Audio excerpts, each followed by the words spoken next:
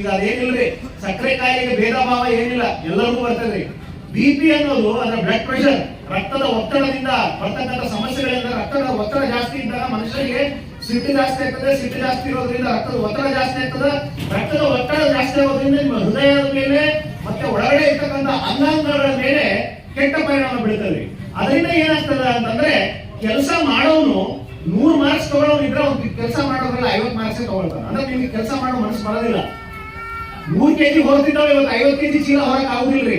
ಇವೆಲ್ಲ ಯಾಕಂದ್ರೆ ಈ ರೀತಿ ಒಂದು ನಮ್ಮ ಆರೋಗ್ಯದ ಮೇಲೆ ಆಗಿರ್ತಕ್ಕಂಥ ದುಷ್ಪರಿಣಾಮದಿಂದ. ಅದೇ ರೀತಿ ನಿಮ್ಮ ನರಗಳ ದೌರ್ಬಲ್ಯ, ಈ ರೀತಿ ಅಂದ್ರೆ ಬಿಪಿ ಮತ್ತು ಶುಗರ್ ಇದು ಆಗೋದು, ನರಗಳ ದೌರ್ಬಲ್ಯ ಆಗ್ತದ, ನಿಮ್ಮ ಶಕ್ತಿ ಕ್ಷೀಣ ಆಗ್ತದ, ಕಣ್ಣಿನ ದೃಷ್ಟಿ ಕಡಿಮೆ ಆಗ್ತದ.